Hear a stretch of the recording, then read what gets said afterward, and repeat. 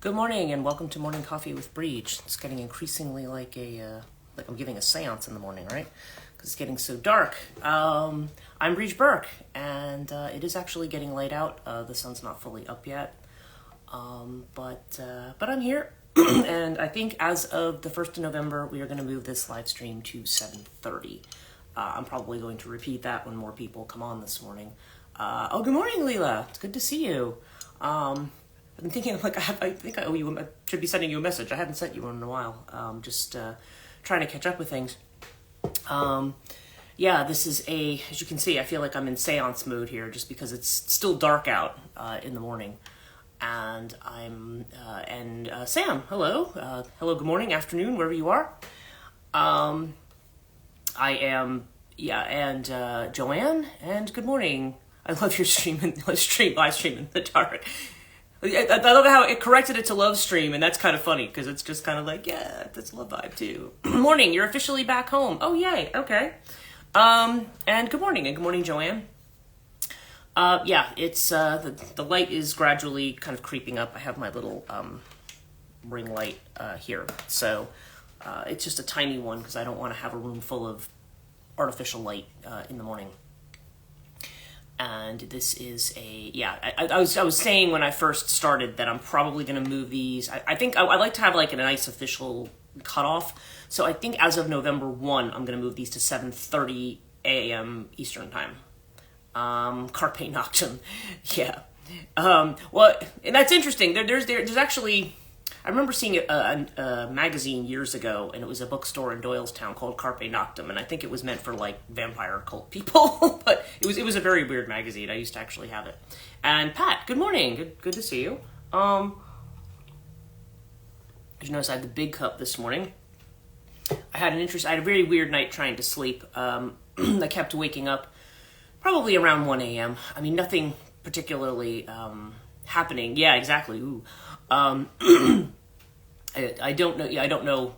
I know there's there's some people I'm friends with on Facebook who live in Newark who are like really into that culture, but and I mean, I'm like kind of like, okay, that's cool. I don't have any. I mean, it's interesting. It's very gothic and it's very interesting. A lot of it though is kind of like, you slept for 3 hours. Ugh.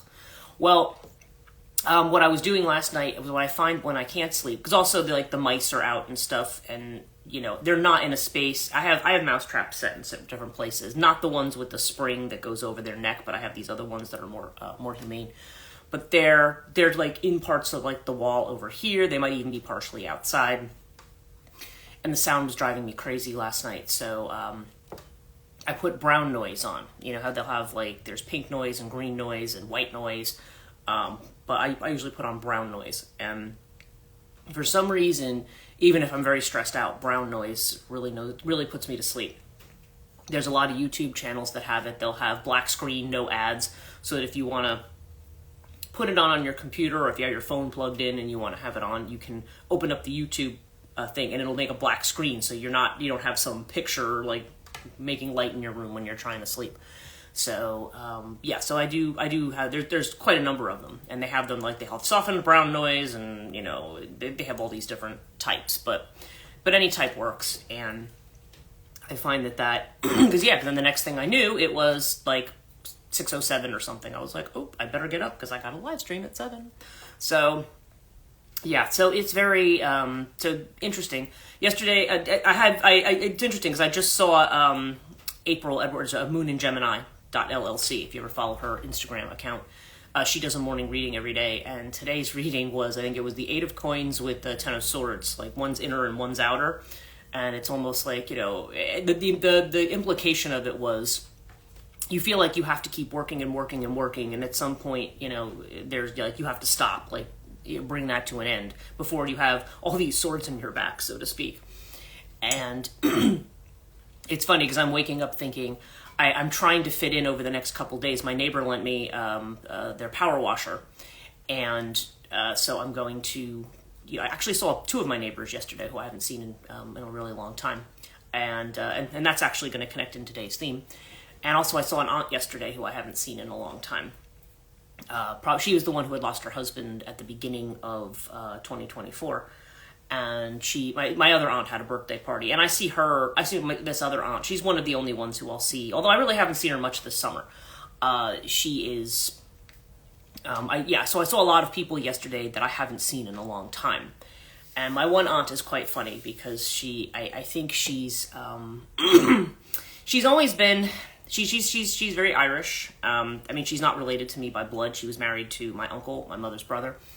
But she's kind of got this things like when she's with kids and the kids act up in a certain way, she's like, boy, when did I get you home? Like she kind of, I mean, she doesn't actually be anybody, but she can have a very intimidating manner when she wants to. And she was, and so, I mean, she was fine. I mean, everybody was talking, but I noticed in her body language, I make her very, very uncomfortable. And I was thinking about it. I'm like, why do I make Aunt Mary so uncomfortable? And I'm realizing it's because I don't have a family.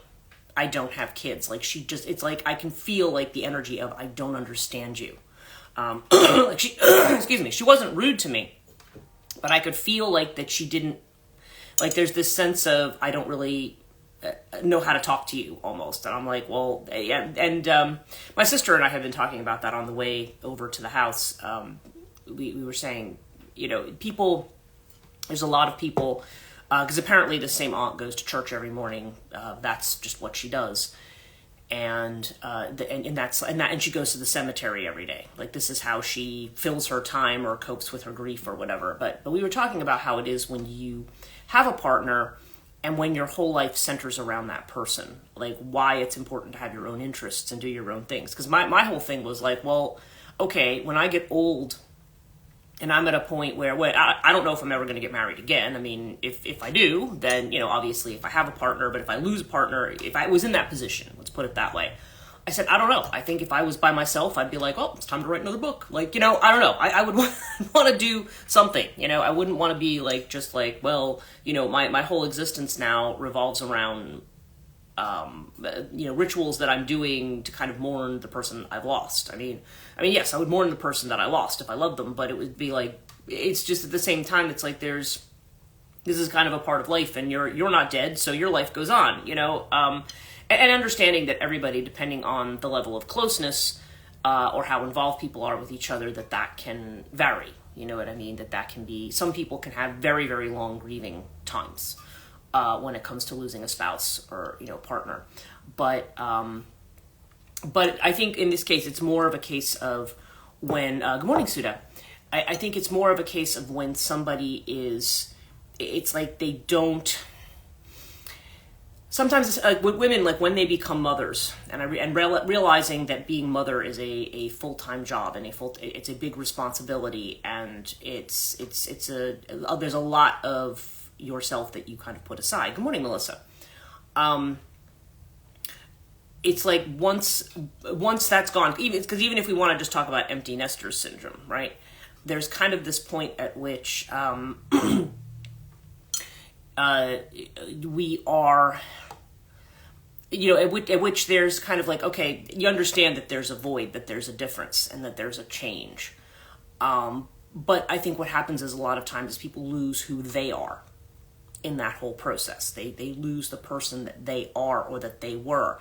So whatever interests that they have. So they find that they're in that space that when the family starts to diminish or move away or dissolve, whatever the situation is, whether it has to do with physical death, whether it just has to do with people moving away from each other because of whatever, there's this sense here that there's not an identity outside of that way. I feel that way right now, you're saying. Yeah, it's like, how do you, how do we deal with that kind of void or that space? And I don't know. And I was saying for people who join late, that we had a birthday visit yesterday during the day. We decided to do it on a Monday because, my days off are Friday, Monday, Tuesday, typically. Days off, right? I put about 8 years advocating for my daughter, and now I have all this I don't know time. Yeah, right. It becomes your, and I think that happens in a lot of cases when people have been caregivers or when they've been, you kind of reach this point where, when that's no longer the case, then it's like a lot of changes where there's this void. It's like, okay, I don't I don't know what to do next. And sometimes in that case, there's almost a need to look back and say, well, who was I before all of this? And now, mind you, that doesn't necessarily mean you need to go back to that person. But if there's things that you had really loved that were your passions that you had to put aside in a challenging time, the question is, are you revisit that and say, okay, is this part of who I am? Now, sometimes the answer is no. Sometimes you will have people who will say, well, yeah, I enjoyed this, and this when I was younger, but it doesn't really mean anything to me now. Like my sister, once her kids moved out and everything, she kind of went back to her own artistic interests and pursuits, right? Okay, sorry, 18, she's an ASPE, IEP, meetings, etc. I started working with at-risk youth, did hit, okay, okay. I don't know if she shared more of that message or not, but that's what. But okay, so yeah. Well. In any case, it's just kind of like there's just this sense here that we are that we can reach this point where we don't exactly not. It's not just a matter of not knowing what the next thing is that we want to do. We might not even know who we are. I've been talking to certain people who are not my clients over the last week who have indicated that they know they're kind of at the same place that I was in 2019, 2021, where it's like, okay, I know I can't keep doing the same thing that I'm doing, but I have to, I have to figure out how am I going to do what I want to do next.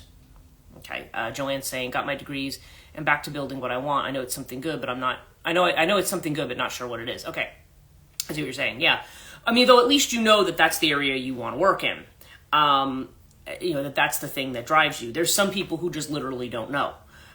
They'll just be like, well, so, I mean, people like my mom, I mean, she just kind of, fortunately she has neighbors and stuff who come in and look in on her. But it's just, she goes out and sweeps the driveway every day because that's just, I don't know, I just have to, there's just a thing I have to do. Which is, by the way, better than necessarily being depressed or being in the throes of depression. But at the same time, it's kind of because we've often said to her, okay, this kind of like Joanne's talking about, okay, you were working with your daughter, and then it's like, okay, there's a deer out there. I was wondering what was running by. That there's this sense that we take that energy that we had put into one thing and we redirect it into something else. Sometimes it's just almost like, and again, that's not necessarily what somebody has to do. If somebody's been a caregiver for years and they're tired, they may just feel like, okay, now I'm having a break from this. But they still, even when, as they're going through the grieving process and so forth, even when they feel like they're feeling like they face up to things in a better way, it's like they find that part of the problem is that they don't know how to go forward. Heck no, I'd be sweeping for an eternity in my driveway, mountain living. My mother would go, she would have a hard time because she literally, like right now in autumn, I mean, stuff falls off the trees, and as soon as she cleans it, if she sees another leaf, she has to go out and get it. I'm like, just leave it for a while. Like, let some more stuff fall and then deal with it, like en masse, like trying to keep doing it that way. But She has some odd obsessions. I've been told by Joanna Madlock that this might be because she says, she goes, is your mother Polish? Because my mother is about half Polish. So it's just like, I don't know. She just said, I don't know. She says what it is about Poland, and again, I don't know if this is true of other cultures or not, but there was kind of this compulsion that she said her own family has. Like they have to, if there's acorns, we have to pick up every single one in the yard. Like, she's like, she doesn't do that. She's just like, I don't understand why our parents do that. But yeah, remember we had talked about that. Oh, speaking of, I'm going to change topics for a moment here, because my topic actually here has to do with the Six of Cups card, because that was the thing that came up for me this morning. So that's going to be the thing that I want to talk about. But I understand though on a psychology level. Yeah, well, yeah, that's it. So what was I saying? It was yeah, there's this. Oh, yeah, sorry, I have to put myself back on track. I have not had enough of this yet. Sun is coming up, so maybe I can turn this light off now. Okay, good. That's on a different setting. Let's just, yeah, there we go. Now you can see me, and you can see the room I'm in. Yeah, so the people who are in the ISFM and people who have projects, and I think everybody who has projects is actually on this live stream. I found a video yesterday that just came up in my my YouTube feed called it's something like How the Forest Devours You. It's rather interesting, and it was a really sorry, my bangs are annoying me this morning. There's a it kind of goes into this idea about, well, not only about, I thought it was really interesting. It's a really good cultural look at the forest, and I think it goes perfectly with what Joanna was talking about with Baba Yaga. And so I'm going to share that with everybody who is going to be doing a project, because it might just give you some things to think about. Not that you have to do that subject or anything like that, but it might give you an idea of how, when we're starting to talk about feminine myths or feminine motifs, how they end up being used creatively. And because this guy talks about everything from cartoons to TV shows to video games, and how these themes appear in these different places and kind of reflects on what they mean. But he also talks about certain stories or games or whatever in which the person, there's one really creepy movie, I forget what the heck it was called. Oh boys, thank you. Yeah, oh sure. Yeah, I'm going to, it's just, he also talks about the ones in which the forest is scary, but you're not allowed to leave the house. And, oh yes, okay. Oh, I see, they it stuck the little bee in there. I'm just referring to, anybody who's watching this later, I'm referring to live stream comments. So yeah, it's just that. But there was this one in which it's almost like, and I'm trying to remember the title of the film, but it was where a girl goes into a cottage to avoid. It was called. I think it was called Casa Lupa. It was actually about the House of the Wolf or something, or Wolf House, and she was, almost like a riff on the Big Bad Wolf. But so she goes and she's hiding in this house in the forest so the wolf doesn't get her. But there's pigs living in this house. There's 2 pigs. And then it's and it's interesting. As she moves, it's like they paint each scene. So it's like this person is being painted along the wall. It's like the coolest thing. I want to see this whole movie. But it's the way in which this person just gets, you can't go out into the forest because it's too dangerous. So this person gets trapped. It's like you see these elements that in the visuals of how this person is now trapped in the house. And when the wolf finally comes to the door, the wolf is actually kind of welcome, because it's an escape from what another danger, which means that in a structure of rules and order and everything else, how that can trap you and suck you of your life force too. So it's great. It's a great piece. It's by Curious Archive. It's a great piece that was done on this.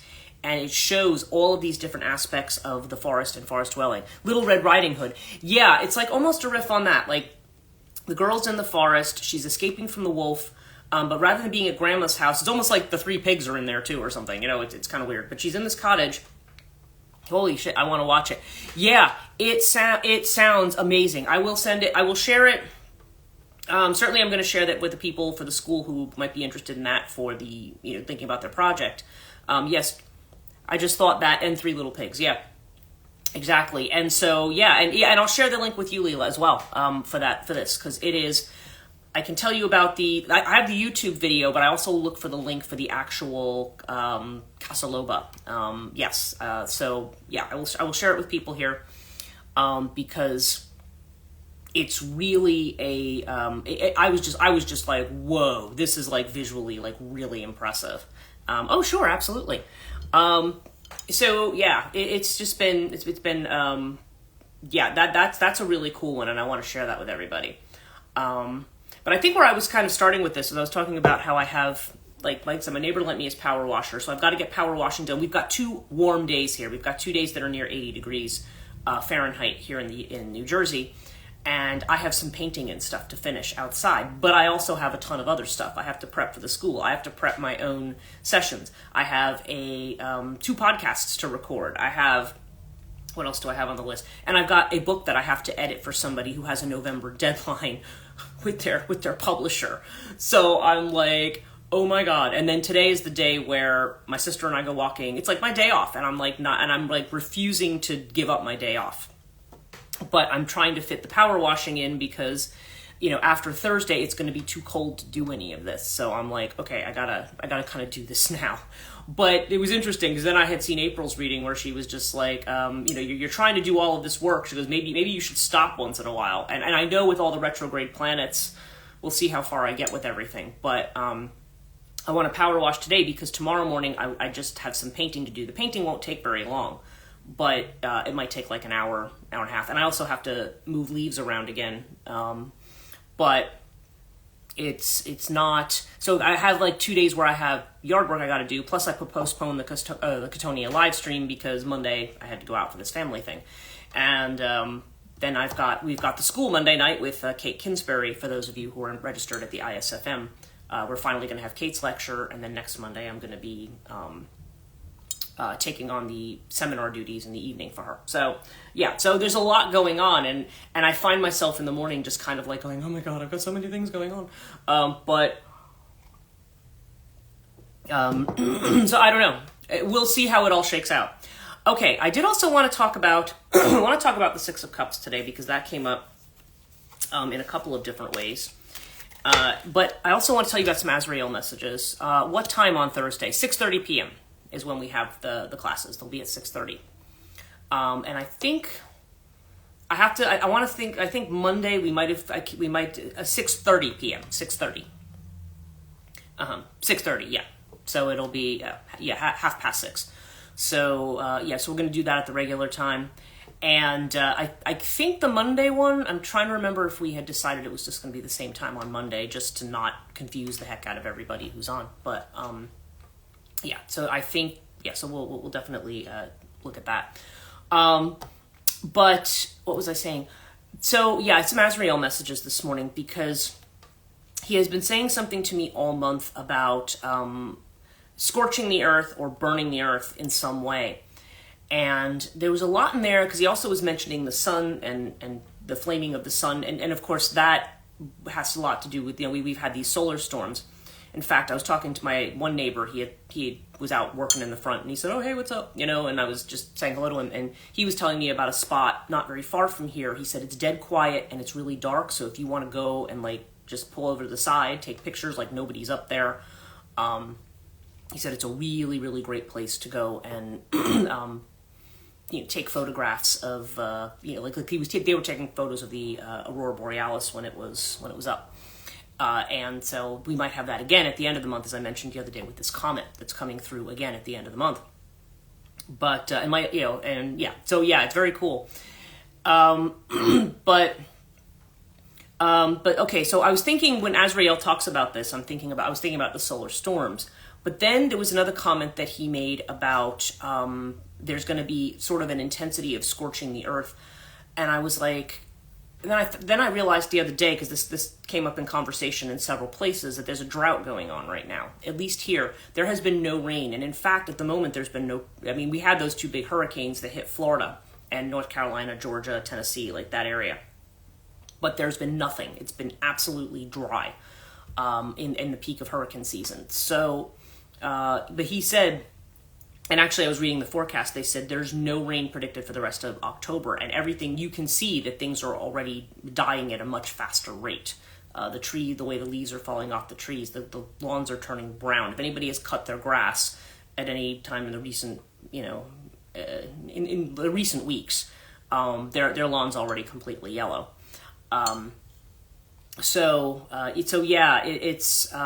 It's interesting. And I asked him, I said, is this drought part of what you were talking about when you were talking about scorching the earth? And he said, yes. He said, this is going to last through the astrological period. But that probably by mid-November, we're going to see some relief. Oh yes, lawn looks horrible. Yeah, exactly. And it also may depend on where where the sun hits. If with my yard tends to be a little bit more shaded, but if the sun hits it directly, it's probably going to be that way, even if you haven't cut it. So, It's interesting. So he did mention that to me this morning. And he had said something about, because I know he's talked in the last few days about cycles that are ending and ending certain things. And he made a comment this morning like, what was it? It was something like, I think it's like something like Aeoli, let's see, Lap Babbage Aeoli, and I'm trying to remember okay, that which basically means you're getting there in Canada. Yeah, it's definitely a thing here. But he had mentioned this. I was trying to think of the Enochian words that he was using for this, and he had said, so it basically means, he says, I'm visiting south, and he called Aeoli get is like, I'm making my art, kind of like doing what he does. He says, but it was a crypt, but and he said there's now a but he said, basically says, refers to she, and he's referring to the earth. He says the way he put it was, the way time flows, as one thing ends, another thing is beginning. So he said, so what I got was, he says, don't make a moral judgment about things that are ending right now, because as certain things are ending, other things are beginning. So if something ends, then there's something. The earth, he says, basically creates something else. It's almost like it's in a cycle. It's almost like as one thing is, it meets its end, then it's almost like it's upcycled again. There's almost like there's a kind of, it's not the same thing, but there's this new beginning that comes out of the old every single time. And I think he's saying that because, and remember, there's been a whole lot, and I think Joanne sent me a link to an astrologer who was talking about this Scorpio season is going to be very, very intense. But and the thing is, the message that we seem to be seeing across the board is, don't let others put you in a place of fear. And that's literally what I saw this morning. And he says, I'm saying this, he said, because yes, certain things are changing and ending, but don't put yourself in a place of fear and doom and, oh my God, everything's going to be terrible, everything's going to be horrible. He's like, as things are ending, there's new things that are coming up along with it, because that's the way that it flows. You were mentioning the message from Puma, and I think it was also the astrologer that you sent to me. She sent me in a direct message the other day, who was saying pretty much the same thing, that things are going to be intense, but as we see things changing and moving, what Azrael is saying, don't make a value judgment about that. And he said, because what you might perceive of as, oh no, this thing's changing. He said, whatever's changing, he says, there's literally the way, and he literally put it as, I think the word is zilkar, flow, like the way that things flow.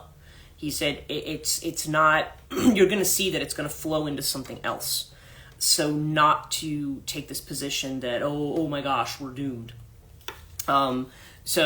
He said, not to let that, he says, because actually this is going to put us in a place of freedom. But again, and it's interesting, remember I mentioned the double-edged sword? That may be why some of this was coming up, especially with the Six of Cups, which is our card of the past, okay? We have two people here. Now this is often perceived as two children, two very medieval sort of looking children, but one's giving flowers to the other. It's very unclear whether this is just, it's like, it's actually like a cup full of flowers. And it's very, just because of the way that the heads are covered, it's not always entirely clear of the gender of the people involved here. But you do have this idea, you have this kind of, village kind of scene, and you have all these flowers. But Puma is not, real or shaman. Okay, I know what you're referring to, Joanne. So this is, so we've got this, this kind of almost town kind of a feel, somebody giving flowers to somebody else. And this is generally interpreted as a card that is of a nostalgia, of a return to childhood, right?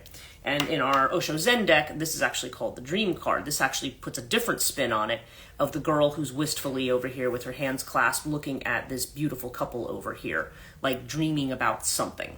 And it is called the Dream, this card. So it's actually kind of looking at this in two very different ways.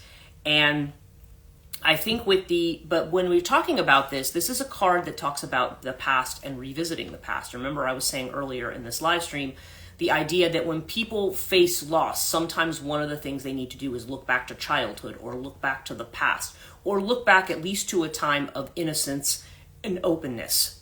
because humans, because the way that we're hardwired, it's very hard for us to walk into a space that's a complete blank void and just not impress something on it. Nostalgia, yes, exactly. And that actually reminds me of something. Sri Sharada Devi, who is the wife of Ramakrishna, who was very famous, really kind of a mystic, but he was also a Kali priest, and very famous Bengali saint, both of them actually. And Sharada Devi had said at one time, she says, during Kali Yuga, which is the era we're supposed to be in right now, or maybe even this is the era. I don't know whether this is the end of Kali Yuga or not. That's an interesting question. But she said, when you're in this space of ending, when you're in Kali Yuga, she said, there's so much going on. There's so much mental activity. We're so hamstrung by our thoughts. She said that you have to have mantra. Like, nobody can sit and just say, okay, I'm going to sit and empty my mind. You can't do it. To be in a complete blank space and just know, like there's no way to just do that and automatically know what to do. We all are looking to a past experience or something to know how to manage what we're doing in the present. Similarly, like when you talk about Vedantics, whoever who will sit and they say, well, they will meditate. They'll say, well, Vedantics don't meditate on God. They don't meditate. Like in Hinduism, God images are, I think Amma says, they're like a ladder that you climb to get to the goal. It's what you're focusing on, because at some point, the deeper and deeper you go in, you realize that there's no fixed image, right? The images are all just constructs of the mind. They're constructs of the mind that take us there. But we have to, because that's how our mind works. Our mind works in images. That's part of its limitation. We can't just make something out of void. So there may be a sense here of, now this tends to look at the dream in a fairly, I would say, a negative sense in the Osho Zen deck. Like, don't sit there daydreaming about what you don't have. Just focus on what your life is now. Don't focus on somebody else making your life perfect and that kind of a thing. But I feel like the two together have the sense of what I was saying at the beginning, that when we are in a space of void where something that has always been there is not there anymore, and our identity has to be completely reframed and redone, sometimes it is good to look back to a space of innocence. Because when you're a kid, you remember when you're still learning about the world, you explore things, so you play at stuff, right? We're back to the idea of play. You play at this, you play at that. Oh, I'm going to do this, I'm going to do that. And so, so there's this idea of play, and I don't know. It's there's this sense here that we are kind of being called, because our minds are limited in the sense of not being able to envision something that's completely original and never been done before. It's like, go back as it was, like not necessarily that you want to pick up the same interests or do the same things. I mean, maybe some people would. Like I said, if it's something that you discarded because, I had to work full time, or, I had to take care of a child, or, I had to... It's not necessarily... If there's something that you really loved and felt was part of your identity that you laid aside because you were... because you had some other responsibilities, this may be a time you can go back and revisit those. This also has a lot to do with people from the past, too, coming back. I've seen this actually in a number of readings. I posted Aries through Virgo yesterday, finally. Took me a little longer just because of the other stuff I had going on during the day. But I got those posted, and the whole going back, especially in the 10th house, which had a lot to do with people's career, community, what they had to offer. This can be people coming back from the past who offer you something. Or this could be just returning to a space, in which you can think without all of the burden of adulthood, because the card that was the internal card that I had gotten this morning was the burden card. You know, the idea that we are burdened by other people's expectations and by what we're supposed to be, and yes, but I can't do it this way because. And it's kind of saying, shaking off that burden by looking to a place in the past. And I fully recognize that not everybody has this place, okay? Some people did not have awesome childhoods. So to talk about childhood itself, I mean, this card I think also a lot of time has to do with past life and soulmate and things like that as well. Six of Cups is often interpreted. I know some readers that will say, oh, well, this is, this is a card of somebody who is a soul connection or a soulmate. But it does seem, I mean, and I do think that there's an element there of us being supported by people along the way, whoever those people are. They may be from this past, they may be from a previous incarnation, or another space in which we might have known them. But this kind of this sense of nostalgia, this sense of again, it's not about trying to go back to a golden age. That's something you don't want to be careful of, because there's a lot of people who talk about the good old days and the way it used to be, and there's only that is always romanticized. That's always a sense that we always see that as better than it was. But that said, we can look back to the past and we can have certain memories that we have. It's almost like going back and remembering something that happened to you that was really good. It doesn't have to be from childhood, but just something happened where you felt really good and really alive, and almost like going back to that space and trying to say, okay, this is the experience you're working with. Like if you're making your own art, I'm being more metaphorical here, that, what tools do you have to make the art? Maybe that's a way to think about it. What tools do we have that are going to allow us to, no, I wouldn't mind 1989, though. I would. But obviously that was a very good year for you. Or 1994. See, yeah, that was one of the worst years for me ever. It was 1994. So for me, I'd be like, yeah, it's okay, I don't want to go back to those. But for you guys, yeah, obviously there was something that happened in those years where you're like, those are the perfect ones. 2007 for you. Yeah, it's interesting. We can all think of a time. For me, it probably would have been, yeah. Well, no, I mean, it's just, yeah, but if you're mentioning those years and I'm going, oh God, I hope I don't go back to those years. Anything from 1985 to, I mean, I guess there was there's only some good memories in those years, but 1985 till about 2001. I would like to pretend that never happened. Or the 90s. Yeah, I'm not, the 90s were the worst for me, personally. But for other people, obviously, yeah, like if that was your kind of time of your life where you were doing what you wanted to do, or you just have a really good memory of, then yeah, then that's your era. I'm trying to think what mine would be. I don't know. I mean, 2001 was, in spite of post 9/11, I mean, weirdly, that was a really good time for me. And also just, I'm trying to think, I want to say 2009. Some of these years that were later have been very, very good. 2022 was a good year for me too, because I was in Britain. I wasn't here, so so that was good. The concert alone, I'd savor those moments more. Oh, okay, yeah, fair enough. You've got the concert experiences there. When did I stop going to concerts? I'm trying to remember. I did go to a lot of concerts in the 90s, actually. But I don't feel like I've been to anything. Yeah, I went to concerts in the 2000s. Yeah, I would go and generally meet friends at concerts and stuff. 2021 was great, oddly. Yeah, well, that's it. We may have certain things that are going on for us that are, where things are, where we feel like we're in that space, where we're, I don't know, where we're in control of things, where things are where we would like them to be. And I think this is also referring to, we always, when we feel like things are the way we like them, reflecting the way we want to be, but also think about spaces where you're able to play. 2020 was weird for you, Goodly. I've been to a few. Yeah, well, yeah, exactly.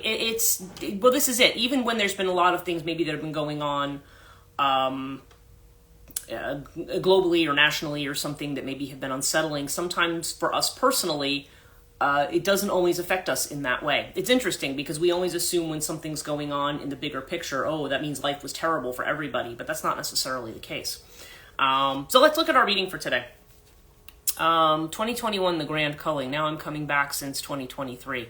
Yeah, it's okay. Yeah, well, yeah. So those years were not the best years for you. 2021 is when I quit my job. 2021 to 22 is when I was abroad for most of the year. And when I came back that July, I was like a different person. It was great, but being back here has not been great for me. But you know, again, kind of building back from it. And I think 2025 is going to be a lot better. But yeah. Oh, good morning. So anyway, let's get on to our reading. Four of Wands, okay, and this is kind of where we're at. This is the participation card. So yeah, I always look at Four of Wands as a card, and I'm seeing this one a lot too. I mean, some people look at it as a card of marriage. Some people look at it as it's just a card of stability, of having achieved something, of being in a certain space where you have achieved something. And it's often shown like in the Rider-Waite deck with a that's like almost like there's two people who have kind of like they're celebrating a wedding or something, but they're between these four wands. And almost some people will call it like in the 11-11 card, right? But it's the idea that you're kind of passing through. It's like, okay, here's looking back on what I've accomplished, and this was all great, but now I'm moving forward. So there is definitely, this is the internal feeling of which we're unaware, is one of letting go. So that could also be another reason why the nostalgia card's coming up. We may be looking back to the past too, and we may be looking back at it fondly. So the negative side of that would be to say, I have to go back to the way that things were. Okay? This is more, but so this is almost like looking at things and saying, okay, that was great. We want to be able to, I remember a psychoanalyst who I worked with in grad school, who was one of my teachers. She had said, if somebody had, if people who are depressed and unhappy, because she was talking about certain clients that she had, and not by name, but she was just giving examples. And I remember she said, if you were happy, there was any time in your life where you experienced happiness once, ooh, that was weird, poor connection there. If you've experienced it once, you can experience it again. Okay? So yeah, we have this energy of letting go, and the external feeling of which we're aware, creativity. Isn't that interesting? We have the Empress card. That kind of jives with what Azrael said to me this morning about, as he does his work of ending, the earth is kind of like bringing things back again. But we were talking about creativity today. What are we gonna creatively do with this energy?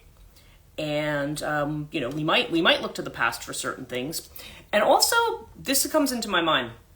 Creativity is sometimes also a way of letting go. If there are certain things that yes, well, there's cycles, yes, absolutely. But I think also there's things that we have in our head a lot of the time. If we have ideas, if we keep playing certain things over and over again with ourselves, if we're stressed about certain things, then sometimes the best way to deal with those is to turn those into something creative, to turn them into story, to make them into something that is, this is about how do you take that manure, that fodder of the stuff that maybe, even the stuff that maybe has not been good, and also maybe even the stuff that's good, if we want to bring it back again in some kind of a form. And Sam says, well, this is crazy because last year I was at my best health-wise. Then I got COVID and it brought back chronic illness, but I healed myself once and I can do it again. Yeah, well, exactly. It's, we all do that. I've just been ruminating on it. Oh yeah, Jungian philosophy. Yeah. The only way to break a pattern is to do it differently. Well, yeah, it's, we need to, but we always have that reference point. So if you take that pattern and you do something, like a lot of my stories, I think as I've mentioned, they're not about me. Like they're not like, this is not like an autobiographical narrative of my life, but the feelings and the emotions of the characters relate to experiences that I may have had. And so the feelings of the thing, that's kind of the thing. And it's, so sometimes we're being given, it's like in Tantra, where it's kind of, Jung, if Pat mentioned Jung, I mean, Jungian alchemy. The idea that it's the shit basically that we can turn into gold. Okay. Yes. And and I mean, and then Sam, that's really good that you're able to do that. Yeah, that you've been able to use that creatively to bring yourself back. Like we have the tools. We were talking about this the other day. A lot of times we have the tools for something, and a lot of times we tend to forget that we have the tools. Like, if I'm feeling really bad or sick or stressed, and I'm like, wait a minute, I'm an energy healer. Like, what the heck? Like, like, why am I not using this? But I think that's really great, and it's use healthy. I say I'm continuously healing every day. Yes, especially when you're panicking. Well, yeah, exactly. You get into a panic and you think we catastrophize because this is what the mind does to us. Haha. Yes, exactly. Yeah, we have to remind ourselves that we do. This also could be a reminder that we do have certain gifts. Yeah, and sharing is the card that we have. That's the advice card for today. This is the Queen of Wands. So what is she doing? She's taking what she's created and shares it with others. There's definitely this sense of, and Leo says, I needed this today. Awesome. Yeah. It's funny. Like somehow I never quite know how this is going to go, but there's usually a message in here for somebody. But yeah, so there's this idea of sharing with others. And what's our outcome card? You guys gonna remember this from yesterday? Go with the flow. Once again, Ace of Cups. The new space, we just have to be in it. We have to let go of the things that, we have to recognize what things are. And sometimes part of the letting go process is being able to create with that material. Because there's also the sense of when you have an outlet for it. When you don't have an outlet for it, it's just kicking around in your head. You don't really have a space in which you can,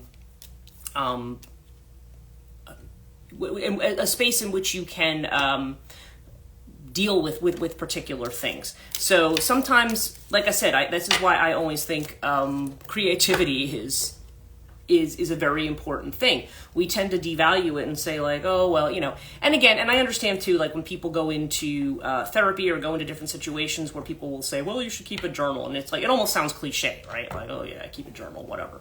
And it doesn't have to be keeping a journal though. Creativity does not have to be limited to that. If you are somebody who likes to write, then you can do that. But if you prefer to do other things, if you prefer to draw, like whatever it is that gives you an outlet, I think that's also why I get annoyed when you see kids when in schools and stuff, when I've seen kids who have, who may draw scary things or whatever, when there's people in the school who want to grab a hold of those things and say, oh, well, this means this kid is sick and needs to be put away or something. It's like, no, maybe they just have certain feelings. This could be a case where maybe they should talk to somebody, but maybe not. Maybe they're just going through certain things. And a lot of times I think we censor ourselves even when we're trying to be in creative expression, like, oh, people might not like that or they might not approve of that. And that's not really the point. I mean, the point is just you're making this for yourself. We were talking about that a little bit yesterday too, the way in which not only the kids are stifled, but the way in which parents are stifled as well. So yeah, it's just, it can be one of those things where, I don't know. Where society can put real pressure on people and can put real pressure not only on kids but on people trying to raise kids. So it's, I don't know. It's just, it becomes a very difficult kind of situation where we learn from a very young age that we're not allowed to express our voice in a certain way. So even if we think certain things, you just bought an art therapy deck to add to your menu options. Oh, okay, that's cool. We sometimes need to be able to, if we have a certain aspects of discomfort in ourselves, I don't even want to say darkness, I just want to say discomfort. It may be in darkness because we hide it, right?